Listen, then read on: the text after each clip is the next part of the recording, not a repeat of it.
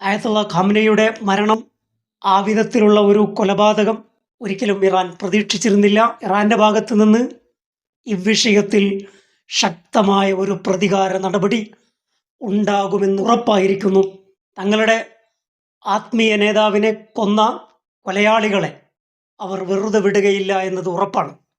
ഷിയ മുസ്ലിങ്ങളുടെ ചരിത്രം പരിശോധിച്ചാൽ പ്രതികാര നടപടികൾ എത്ര കാലം കഴിഞ്ഞാലും അത് വീട്ടുന്ന ഒരു സ്വഭാവക്കാരാണ്.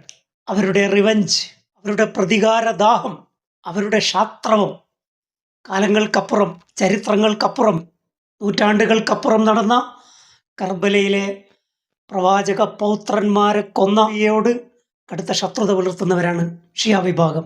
വിലാപവും ദുഃഖവും ആചരിക്കുകയും ചെയ്യുന്നവരാണ്. വളരെ സിംബോളിക്കായിട്ടാണ് ഒരു രക്തപതാക ഉയർത്തിയത്. അതിനർത്ഥം രക്തത്തിൻ്റെ പ്രതികാരം ചോദിക്കുമെന്നാണ്.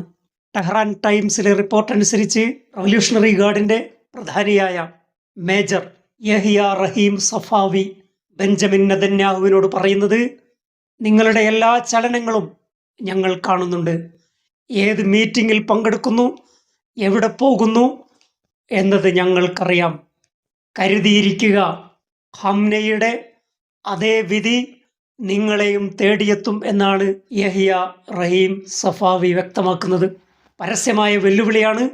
തങ്ങളുടെ പ്രിയപ്പെട്ട നേതാവിനെ ഇസ്രായേലും അമേരിക്കയും ചേർന്ന് കൊന്നതിന് പ്രതികാരം ബെഞ്ചമിൻ നെതന്യാഹുവിനോട് തീർക്കും എന്നാണ് ഇറാൻ നൽകുന്ന മുന്നറിയിപ്പ്.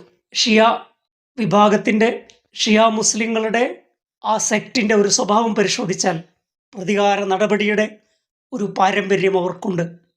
ദീർഘകാലം അധികാരിയായിരുന്ന സദ്ദാം ഹുസൈനെ അവസരം കിട്ടിയപ്പോൾ അമേരിക്കയോടൊപ്പം ചേർന്ന് അദ്ദേഹത്തെ ഇല്ലായ്മ ചെയ്യാൻ വിധി പറഞ്ഞ ജഡ്ജിമാർ എല്ലാവരും ഷിയ വിശ്വാസികളായിരുന്നു. സദ്ദാമിൻ്റെ രക്തത്തിന് അവർ ദാഹിച്ചിരുന്നു. സദ്ദാമിൻ്റെ കാലഘട്ടത്തിൽ ഷിയാക്കൾക്കുണ്ടായ തിരിച്ചടികൾ, അവിടെ നിരവധി പേർ കൊല്ലപ്പെട്ടു. അതിന് പ്രതികാരം ചെയ്യുമെന്ന് അവർ ഉറച്ചു തീരുമാനിച്ചതാണ്. ആ റിബൽ ഗ്രൂപ്പിൻ്റെ നേതാവായിരുന്നു മുഖ്തദ സദർ. സദ്ദാം ഹുസൈനെ പിടിച്ച് ഇറാഖ് കീഴടക്കിയപ്പോൾ സഖ്യകക്ഷികളുമായി ചേർന്ന് ആളുകൾ വിളിച്ച മുദ്രാവാക്യം മുഖ്തദ മുഖ്തദ മുഖ്തദ എന്നായിരുന്നു. മുഖ്തദ സദറിൻ്റെ പിതാവ്, പിതൃ സഹോദരൻ ഉൾപ്പെടെയുള്ള ആളുകളെ 1999-ലും 1980-ലുമായി കൊല്ലപ്പെട്ടിരുന്നു.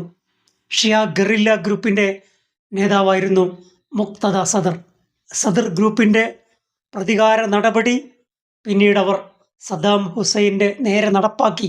സദ്ദാം ഹുസൈനെ തൂക്കിലേറ്റുന്നതിൽ നിർണായകമായ പങ്കുവഹിച്ചത് ഇവരുടെ പ്രതികാരദാഹമായിരുന്നു. എത്ര കാലം കഴിഞ്ഞാലും തങ്ങളുടെ രക്തത്തിന് അവർ പ്രതികാരം ചോദിക്കും. സദ്ദാം ഹുസൈനെ തൂക്കിലേറ്റിയ ആരച്ചാർ ആരായിരുന്നു? മുഖ്തദ സദർ തന്നെയാണ് വേഷം മാറി എത്തിയത് എന്ന് സംശയിക്കുന്നവരുണ്ട്. സമയവും സന്ദർഭവും കിട്ടിയാൽ നെതന്യാഹുവിനെ വകവരുത്തുമെന്നാണ് ഇറാൻ പറയുന്നത്. മാർച്ച് 2-ന് PMO ഓഫീസിന് നേരെ ശക്തമായ ഷെൽ ആക്രമണങ്ങൾ നടത്തുകയുണ്ടായി. നെതന്യാഹുവിൻ്റെ മൂവ്മെൻറ്റുകൾ കണ്ടെത്താൻ ആവശ്യമായ ചില ടെക്നോളജികളും ഡാറ്റാബേസുകളും ഇറാൻ്റെ കൈവശമുണ്ട് എന്നത് തീർച്ചയാണ്. ചൈനയുടെയോ റഷ്യയുടെയോ തുർക്കിയുടെയോ ഏതെങ്കിലും ഒരു രാജ്യത്തിൻ്റെ സഹായത്തോടെ ഇത്തരമൊരു ടെക്നോളജി, ഇത്തരമൊരു സാങ്കേതിക വിദ്യ ഇറാൻ്റെ കൈവശമുണ്ട്.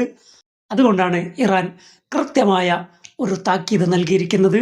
Wait and see.